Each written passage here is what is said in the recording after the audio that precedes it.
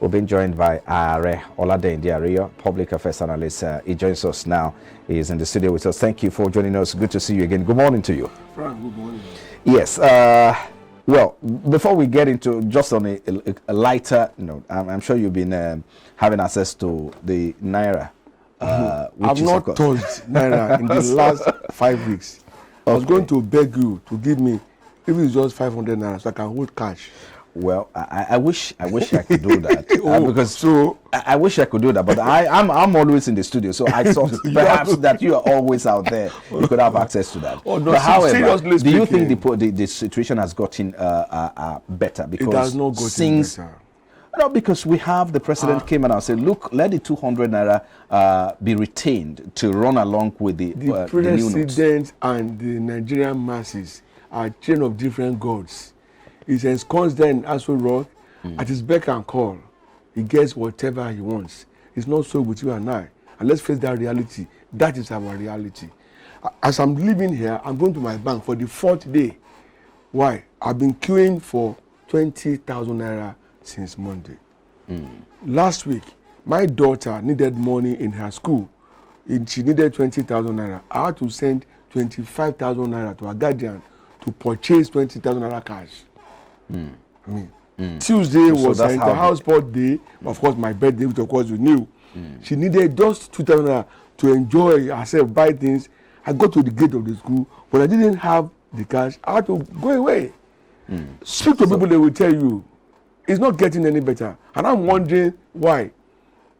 Because if we are saying it's about curtailing vote buying and all of that, the people who are going to be buying votes, they have access to the big boys in the banks. They are not me, they are not you.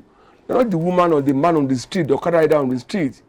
So for me, what the government has done is you want to kill a rat in a house and you set the house ablaze. That's what the government has done, for all I care. Whatever good intentions they may have, in trying to curtail the elite, you should now turn the regular guys into paupers. Let's hope that the situation will get better. 48 hours to the election is my desire. If it doesn't get better on Saturday, those who may have to move around will not have money to pay for transportation. Damn fool people don't take transfer. You must understand that anyway. But on Saturday, I mean, everybody's supposed to be at home. So at home, some of us are going to be moving around. I mean, maybe I'm going to be here after the election. I'm going to during the election. Oh, okay. I'm going to be here. For instance, I already have several bookings on different media platforms. So if I can't fuel my car, how do I move around? That's you have a point there. However, I mean, this crisis has caused, spiraling to protest, bombing, needless violence across the state. Avoidable and that's why we've violence. seen that the Association of Corporate Affairs Managers of Banks, we're planning to perhaps go on strike before that strike has been suspended. But however, there's a rumor out there that platforms might be shut down. But they have come out and said that rumor was fake news. So how do you react to this? One of the favorite stories by James Hadley Chase in those days was a novel titled "Believe This, You Believe Anything." Immediately I saw it, I was like, it can't happen. The people are already impoverished, needlessly being punished, so to say. And then the banks have lost favor. Okay? So how will they now shut down their platforms? They were operating, so to say, in bracket now. And people were spending hours waiting to pick peanuts from whatever they had with them. They couldn't get it. Now, the transfer infrastructures are not up to what was happening. And then there were all manner of errors. You will send money, it will show there, it will come back to you. Sometimes you make a payment twice and all of that. So my thinking was they will spend that period, see what they can do, okay, to upgrade their system. Whereby by the time we come into Monday, Tuesday next week, it will be a lot better than what we are. So that they're shutting down is not going to happen. And I'm glad that they came up to say it publicly. So I'm going to appeal to media houses. Maybe physical operation will be shut down. Normally they don't work on Saturday and Sunday. So they won't be in the office. But the system runs. And then they will continue running. That's right. However, I mean, there are also those who are speculating that, yes, there is no vote buying. People do not have access to money. But again, there's other concern that these platforms could be, deployed for transfer of these, cash to people that they might want to sell their vote. I mean, so do you think this is impossible? Now, when you say vote buying, how many votes can anybody want to buy? Because if you can't give physical cash, I mean, there's transfer. So there are people who are saying it is possible to deploy a transfer system. Not necessarily. You don't have to monetize if you are buying votes. If you must know, in time past, they give them recharge cards, they give them Ankara 5 years, they give them bread, butter, noodles, and all sorts of things, and then it happened. But what I'm saying is that they are going to be buying votes as if the votes are assembled somewhere and you will be buying bulk. You understand me? It's not as easy as being said. Besides, that I'm taking money from you does not mean that I will vote for you. Don't forget that. Are you ruling out the fact that there's no possibility of, vote inducement or perhaps? All my life, which of course you know, I'm an optimist. I don't want to see the other side of things, because when you start seeing negatives all the time, your vibration will start directing in that direction. Right. All I would have preferred is let government begin to think ahead. Okay, you do what you want to do, then move forward from there. Whoever wants to sell the vote, whether cash or no cash, monetized or not, will sell. But the question is, the constitution says for you to be declared a winner, you must win at least 25% of the total votes cast in a given state, right? And of course, 24 states. So will you be buying votes across Nigeria like that, from Lagos to Karamoda, in Ekpe, in Shagamu, then you go to Calabar? Come on, we should get serious about these things. I've lived in places where they vote during work days. People go to work, they vote, and they move on. No holiday, no shutdown of movement, no dome. I mean, maybe we can say times are changing. I mean, but informally, times have not changed. Why do we vote on Saturday? I mean, why? We can vote on Monday. With regards to vote buying, some people believe that the party agents sometimes were deployed with funds and empowered with funds to go to these polling units and induce these voters with a token. The system that created party agents or poll agents also helps to throw in corruption. Where I found myself before, there were no party agents. Just go there and vote and go away. So what we need to do is to build the infrastructures that will make e-voting seamless, possible, and easy. So when we have elections, it can be on a Monday till any day of the week, without shutting down any business or anybody, without movement restrictions, and we have the result in hours. Let's see if we can, start, testing that what you just said. Generation will do that. Not generation. Maybe with the Saturday election, with this one, perhaps INEC will be able to deploy what you just said the now. Beavers?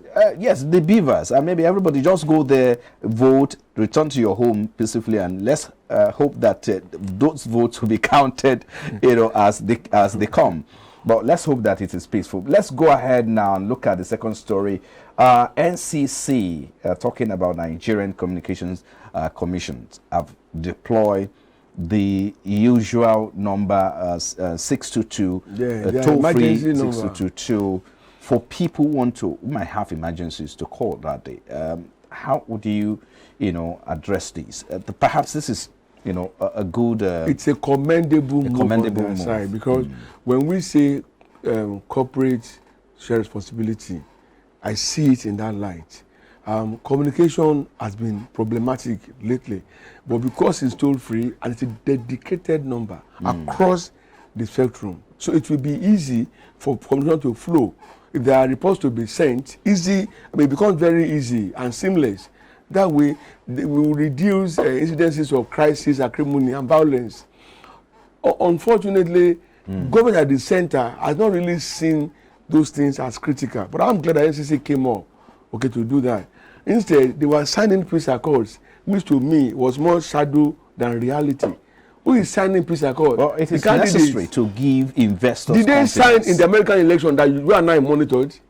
Perhaps if you look at the situation of the peculiarity with Nigerian I don't want politics. to look. An average Nigerian is a fantastic human being. We should stop making us look like we are evil or we are bad or we are backward. No. The record has been that, each election. In which way will the signing, in which way will the sign of peace accord in Abuja affect anybody in Akure who wants to fight? Tell me. In which way will it affect anybody in Maduguri who is out for crisis? But we should strengthen the system and get real. It's mere cosmetic. Yes, there are positions. Some economists have said, look, because of the peculiarity with Nigerian politics, that each time there's what you call peculiarity is branding us as evil. Just a moment. The peculiarity is that each election, sometimes you have violence, pocket of violence here and there, right? Was there no violence in the American election? Yeah, just a moment. There are pockets of violence everywhere. So for you to be able to assure investors, of their safety, of their investment here, there has to be that commitment from all of the candidates to come to table and say, look, we have to sign this agreement to ensure that we must talk to our followers, to ensure that they do not scuttle the process of the election. And that, of course, will give a kind of confidence to investors. This should be about the third time, right? That there will be the third election cycle that will be signing the peace accord. I have looked at it very critically. For me, it's more cosmetic than reality. The banditry and all those things that have been part of our lives, kidnapping, they've ceased in the last few weeks since this Naira redesign thing started. Why? There are no physical cars to take care of them. I would rather we focus on solving our problems than now bringing in drama. Signing peace accord, I've told you. What time do they have to reach out to the crowd across the country? I don't like people typecasting Nigerians as violent or no, we are not. We are good people. We are great people. Go out there and see Nigerians doing extremely well. But because when you have the mindset and the stereotype, or you straight people and say, oh, they are no. We are not peculiarly bad, please. You seem optimistic that this election will be peaceful. It will be peaceful. It will be peaceful. The only people that should be appealed to are those I call the owners of Nigeria. I remember. Okay, you should go and appeal to them, owners of Nigeria. Yes, the road. I mean, during campaign, there've been pocket of violence where some, political supporters were attacked. Can I tell you one secret? One fears if that will be recorded. Can I tell you one secret? The real thing. I witnessed 2 or 3. The people who were creating crisis were not party members. Right. Area boys who wanted to take advantage of the crowd to see if they could take anything from them, their phone, cash, purse, or whatever. No political party will start organizing for violence. If they do that, then something must be wrong.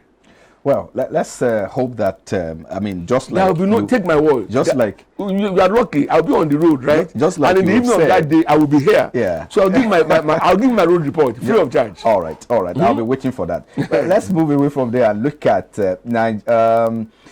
according to the recent GDP report by NBS, Nigeria's economy grew by 3.52%. I Congratulations. know. Just a moment. I know that the last time you were here, you said some of these numbers really do not count or really do not mean to you. But if you look at it, it's an improvement from the previous, from 2.5% in the third quarter of 2022 to 3.52% in the fourth quarter, the last quarter of 2022. However, year-on-year decline. But with this figure, would you say that the economy has improved?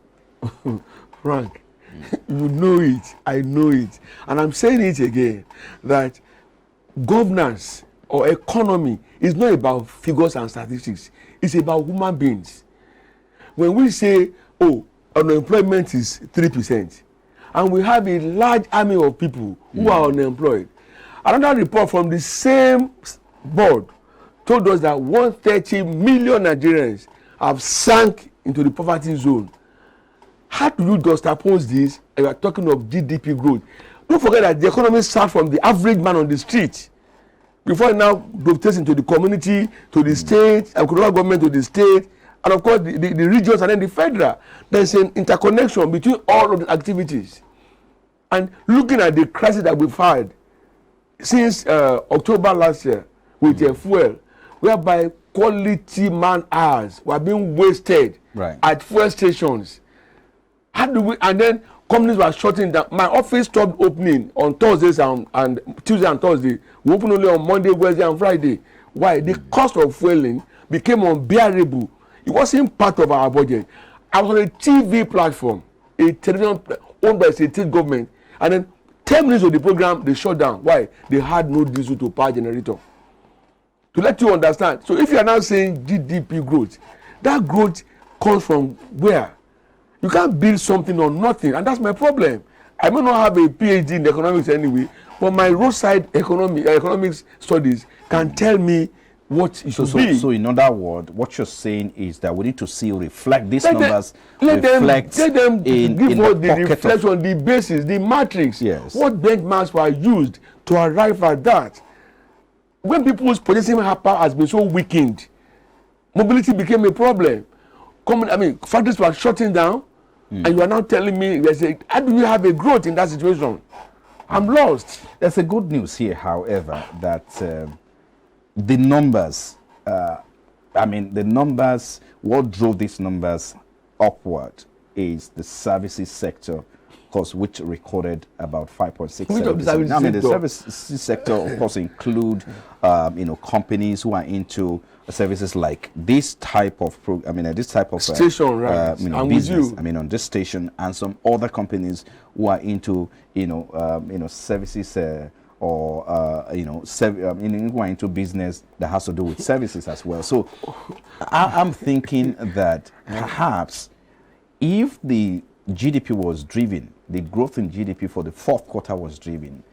So how much more do you think the government should start focusing on the services sector to ensure that they boost the sector, create enabling environment for people to thrive there? Frank, several trillions of nairas after, we still have power crisis. I slept in darkness till this morning. Okay, there was no power.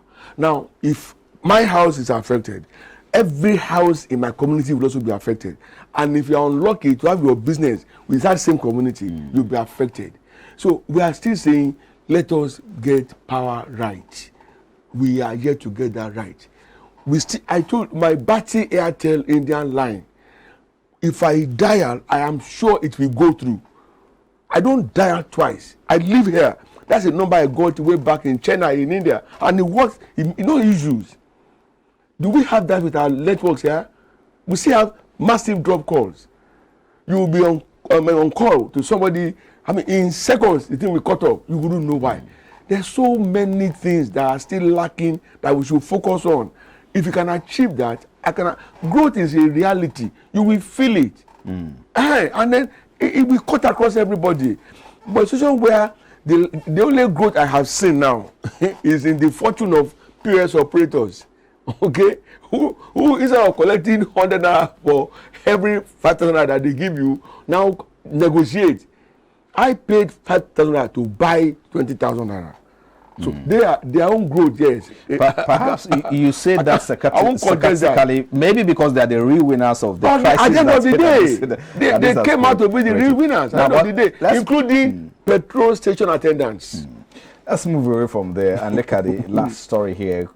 Very important, of course, even though the GDP grew, but on the global scene now, talking about the Global Innovation Index as released by, a business, research or ranking firm, that Nigeria is missing. South Africa, Kenya, others lead in most innovative economies.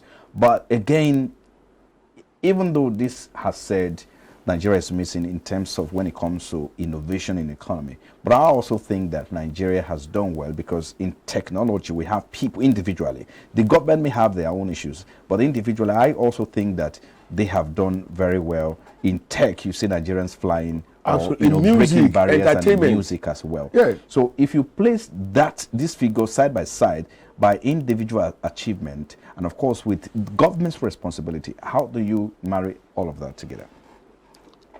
I said it earlier. When you say economy, it starts from individuals and grows before it gets to the federal.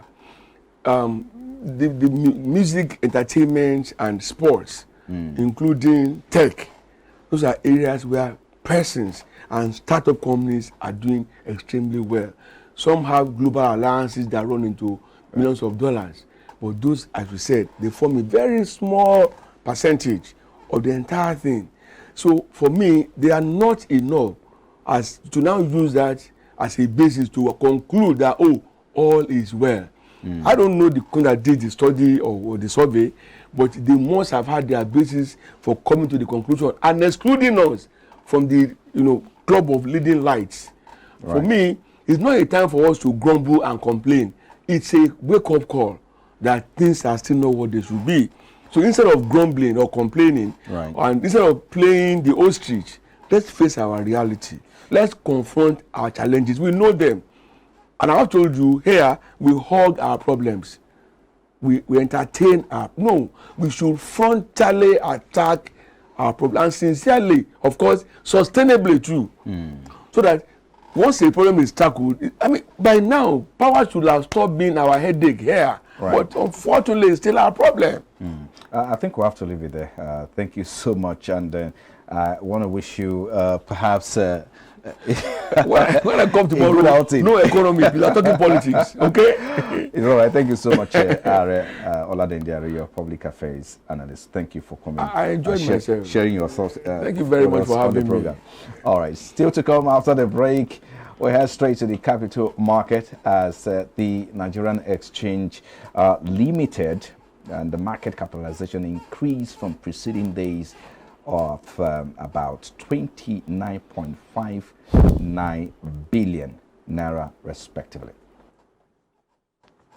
We'll take a break now. We'll be back in a moment. This is Business Breakfast.